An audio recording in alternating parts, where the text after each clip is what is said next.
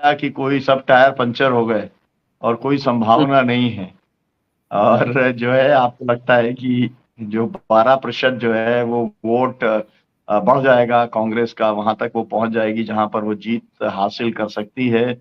और जिस तरीके से एक समय जो राज था, जो है पूरा का पूरा तेलुगु देशम का जो राज था यूनाइटेड आंध्रा के अंदर, और उसके बाद में पता ही नहीं चला कि जो नायडू साहब जो थे, जो देश के अंदर सबसे बड़ा टेक्नोलॉजी के प्रतीक बन गए थे, वो कहाँ चले गए, लोग अभी पता लगाने की कोशिश करते हैं, वो पता ही नहीं चल पाता है। तो ऐसे ही होने वाला है केसीआर साहब का। आपकी टिप्पणी, फिर इसके बाद में हम जो है आगे किरण मिश्रा जी के पास में चलेंगे, और मेरा अनुरोध रहेगा तिवारी जी इसको कंटिन्यू करेंगे। जी बोले गणेश जी। डॉक्टर साहब, आपने जो बोला कुछ आंध्रा के बारे में जो बोला और रेड्डी साहब के बारे में बोला, वो सच बात है, इतिहास है, इसमें कोई शक नहीं है। मगर एक बात देखिए कि कांग्रेस का परफॉर्मेंस क्या है, पहले भी क्या था, अभी भी कौन से स्टेट में क्या है।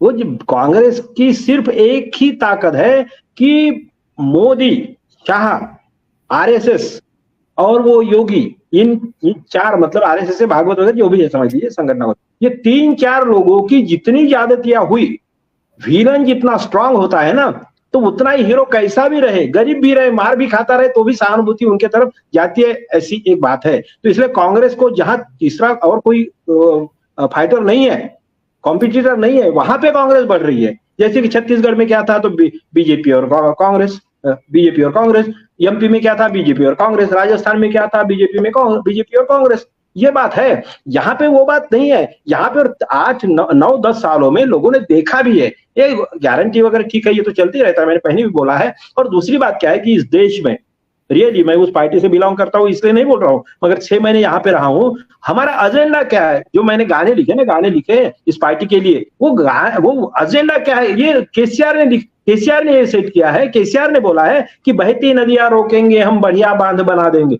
ये हमारा एजेंडा है सर। हम सिर्फ तेलंगाना तक के लिए सीमित नहीं है, हमें देश की राजनीति करनी है, इसलिए टीआरएस से बीआरएस बनाया हुआ है, और इसीलिए किसी पार्टी के पास में नहीं है। क्या हम महाराष्ट्र से अगर कितना हमारा वो इंदिरा सागर धरण कितने साल, 30 साल 35 साल चल, क्या ये क्या करेंगे, अरे 3.25 साल में वो कालेश्वरम का सब ये किया। अब उसमें करप्शन वगैरह अगर बोलने के लिए तो क्या होता है, हर चीज में करप्शन है, अगर बोले तो, और नहीं है तो नहीं है। अभी आप देखते हैं कांग्रेस की सरकार कैसी चलेगी। ये भी बता दीजिए गणेश जी, ये भी बता दीजिए कि टीआरएस से बीआरएस बनाया, और अगर वहीं पे हार गए तेलंगाना में, तो ये बीआरएस का क्या होगा, ये तो बताइए थोड़ा सा, बस 2 मिनट में बताइए, ताकि उनका सुनना है किरण मिश्रा जी को। बिल्कुल यकीन के साथ में मैं बोलता हूँ 70 के करीब सीटें आएंगी, हमारे ऊपर भी जा सकते हैं डेफिनेटली, क्योंकि अंडर करंट अलग है, ये देखिए। और गाँव तक बीआरएस का संगठन है, पानी बिजली ये लोग देख रहे हैं ना।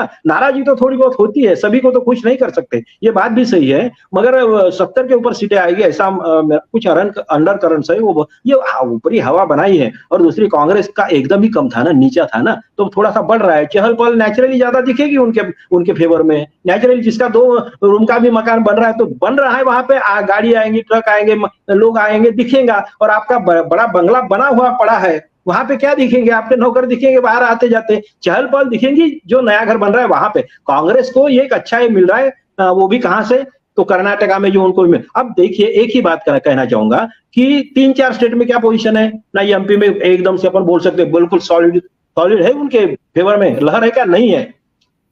हाँ, छत्तीसगढ़ में थोड़ा बहुत उनके लिए बहुत अच्छा है, राजस्थान में भी क्या है, फंसा हुआ मामला है। तो जहां पे उनके स्टेट है वहां पे भी ये अपना अगर कुछ करिश्मा नहीं कर पाए, तो यहाँ पे साहब अभी 18 थे पहले, ठीक है, 19 थे, कुछ भाग गए, वो छोड़ दीजिए, मगर 19 को भी पकड़े तो 19 से 40 तक जा सकते हैं, ये हो सकता है, वो भी डबल हो गया, वो कोई मामूली बात नहीं है, वो भी डबल हो गया। और इसीलिए मुझे लगता है कि डेफिनेटली मैं जो देख रहा हूँ, सोच रहा हूँ, उसके हिसाब से पार्टी जो आएगी। और दूसरी बात, आपने जो बोला, सरकार तो हमारी आएगी बीआरएस की। और दूसरी बात मैं आपको बोल रहा हूँ, अगर यहाँ से अगर केसीआर फ्री हो जाएंगे ना, वैसे भी ठीक है, तो आगे नेशनल पॉलिटिक्स में हम तो चुपचाप बैठेंगे नहीं। बहुत सारी बातें, समय कम है, नहीं तो हर जगह पे हर पार्टी अपना तो प्रचार करेगी। बीजेपी कर रही तो क्या केसीआर को सपोर्ट करने के लिए करेंगी? क्यों करेंगी भाई? कारपोरेशन में भी उन लोगों ने कितना किया था और उसका नतीजा भी मिला उनको। वो भी चाहेंगे कि 10-15 सीटें तो भी आएगी, बोलेंगे तो हम सरकार में आएंगे, ये तो बोलना ही पड़ता है।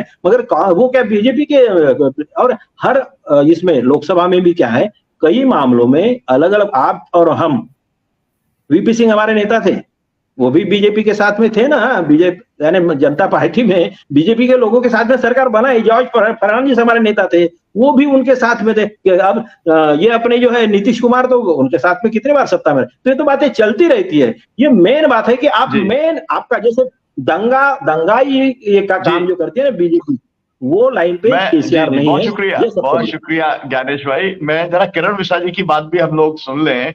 आपने किरण जी सबकी बात सुनी, भाषा जी की बात भी सुनी, सलीम साहब की भी बात सुनी, सभी लोगों ने। गणेश जी तो बिल्कुल जो है चौके छक्के लगाने के लिए प्रसिद्ध है कई चैनल्स के ऊपर। आप बताएं, आपका लास्ट आपका कमेंट है। 2-3 विषय, वैसे ज्ञानेश जी ने बहुत कुछ बोल दिया है। वैसे मेरा बहुत सारे मुद्दों के ऊपर रेस्पॉन्स भी है, लेकिन शायद उतना टाइम नहीं है। मैं ये तो कहना चाहता हूं कि बीआरएस के इन्होंने ये जो कह रहे हैं कि बीआरएस ने सरकार इतना अच्छा चलाया है, अगर वो सच है तो जैसे आप कह रहे हैं बीआरएस नहीं हारेगी, लेकिन अगर बीआरएस बुरी तरह से हारती है तो आपको मानना भी पड़ेगा कि बीआरएस की सरकार से लोग इतना संतुष्ट नहीं हैं, तो ये तो मानना पड़ेगा। तो रिजल्ट तो 3-4 दिन में आने वाला है। हमको जमीनी स्तर पे ये दिखता है कि ये जो रैतु बंधु है वो सिर्फ जमीन मालिक को मिलता है और इसके ऊपर बहुत ही नाराजगी है। हम तो इस चीज के ऊपर कई सालों से लड़ रहे हैं, लेकिन केसीआर ऐसे व्यक्ति हैं जो सिर्फ एक लैंडलॉर्ड आदमी है, जो पुराने किस्म के, यानी कि 50वीं दशक में जो फ्यूडल लैंडलॉर्ड्स होते थे, बिल्कुल उनका माइंडसेट ये है। तो ये छोटे किसान और जमीनहीन किसानों के बारे में बिल्कुल ही नहीं जानते हैं, नहीं सोचते हैं। उनका पूरा खिलाफ उनका रवैया है। इसके ऊपर बहुत नाराजगी है, आपको भी दिखेगी इलेक्शन में। और दूसरी बात है, जो कालेश्वरम प्रोजेक्ट और ये पानी की जो बात कर रहे हैं वो बिल्कुल ही झूठ है। वो करप्शन की बात ही सिर्फ नहीं है, वो कालेश्वरम प्रोजेक्ट एक फेल्यूर है। इसीलिए वो हार रहे हैं, क्योंकि 1 लाख एकड़ को भी पानी नहीं मिला है और उसका कॉस्ट इतना ज्यादा है कि 1 एकड़ को सिंचाई देने में 60,000 रुपए का खर्च हो रहा है कालेश्वरम प्रोजेक्ट में। इसीलिए वो प्रोजेक्ट फेल्यूर है। और वो प्रोजेक्ट का कंस्ट्रक्शन इतना बुरा है कि अभी उसका पिलर भी डूबने लगे हैं। ठीक है, तो केसीआर और बीआरएस सरकार इसलिए हारेंगे क्योंकि उनका सरकार एक फेल्यूर है। जो ये मध्य प्रदेश में या महाराष्ट्र में और पूरे देश में बीआरएस पार्टी बना के जो चित्र दिखा रहे हैं कि तेलंगाना में मैं इतना सक्सेस हूं, इसलिए यही मॉडल मैं पूरे देश में बनाने के लिए जा रहा हूं। मैं तो कह रहा हूं वो मॉडल खोखला है और उनका सरकार खोखला है। और ये इनके सरकार के खिलाफ जब ये वर्डिक्ट आएगी, तब दूसरे राज्यों के लोग जो इनका सरकार के बारे में जो भी एक पॉजिटिव चित्र बना के अपने मन में बैठे हैं, उनको पूरा पुनर्विचार करना पड़ेगा। ये मैं बहुत आदर के साथ मैं कह रहा हूँ। I am not saying in arrogant way. मैं ये कह, क्योंकि मेरा किसी पार्टी से वास्ता नहीं है, मैं लोगों के साथ काम करने वाला हूँ। जो गरीब लोग हैं, जो जमीनहीन किसान हैं, जो बटाईदार किसान हैं, जो जो जॉब के लिए ढूंढ रहे हैं युवा, ये सभी तबके के लोग अभी बीआरएस के खिलाफ हैं। क्यों खिलाफ हैं आपको सोचना पड़ेगा दिसंबर 3 के बाद। और दूसरी बात ये कहना चाहता हूं कि ये जो मुस्लिम और दंगे की बात जो कह रहे हैं, ठीक है, दंगे नहीं हुए हैं। वो इसलिए भी नहीं हुए हैं क्योंकि हैदराबाद का कल्चर ऐसा है कि वो गंगा जमुनी तहजीब है।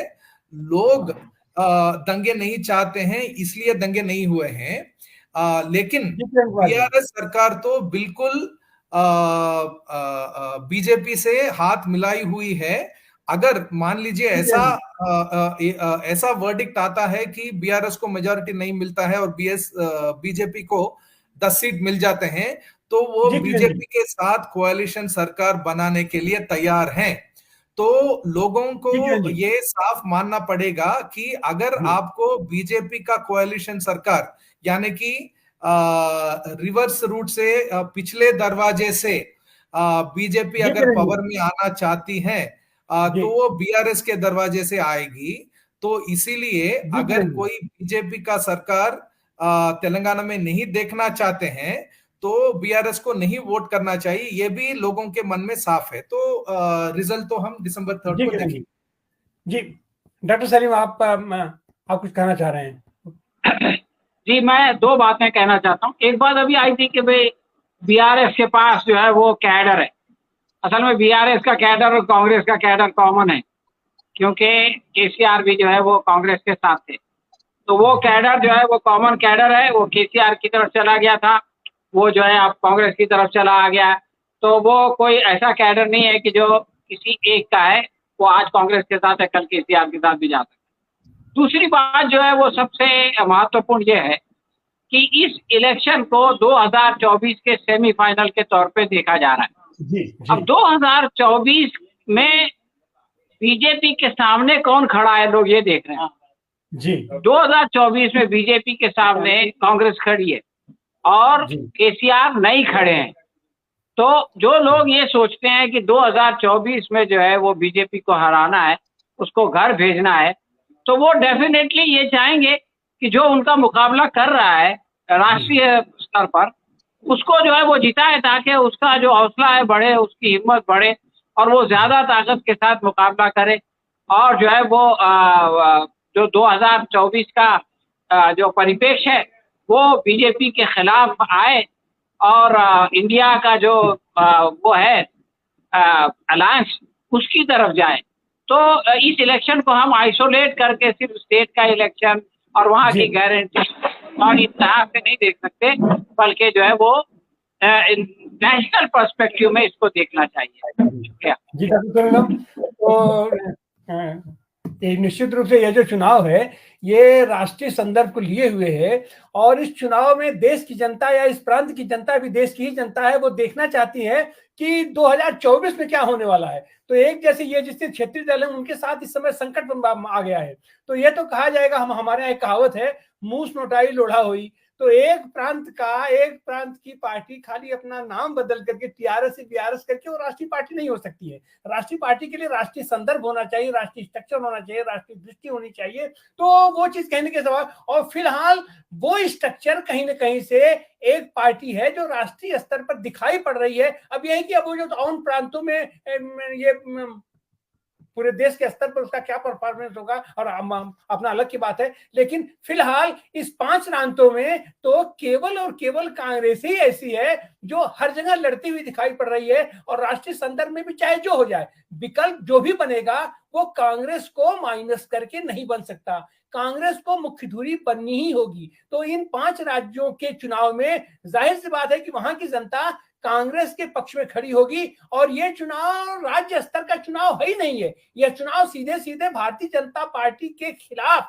भारतीय जनता पार्टी को हटाने के लिए यह है। तो भारतीय जनता पार्टी के साथ जिस किसी का भी जरा सा भी अटैचमेंट देखा जाएगा उसको स्थानीय स्तर पर नुकसान हो जाएगा, चाहे वो उड़ीसा हो, चाहे वो अपना तमिलनाडु हो या देश का कोई प्रांत हो, महाराष्ट्र हो, बिहार हो, जहां कहीं भी हो। तो आने वाले दिनों में भी 24 में भी हमको ऐसा लगता है कि वह जो 2 पाला, और इस समय भारतीय जनता पार्टी की स्थिति है कि भारतीय जनता पार्टी शुरू से ही सरकार चलाने से ज्यादा उनका मकसद रहा है, उनका मंतव्य रहा है, उनका लक्ष्य रहा है चुनाव जीतना। और आज की तारीख में क्या हो रहा है, 5 प्रांतों में मोदी जी 5 प्रांतों के मुख्यमंत्री बनने के लिए फिर रहे हैं। दिल्ली में क्या हो रहा है, सारी सरकार लेकर के, सारे सांसद लेकर के, सारे मंत्री लेकर के जूझ रहे हैं। अब उनको क्या मिलेगा, एक मिजोरम को तो वो अपना संभाल नहीं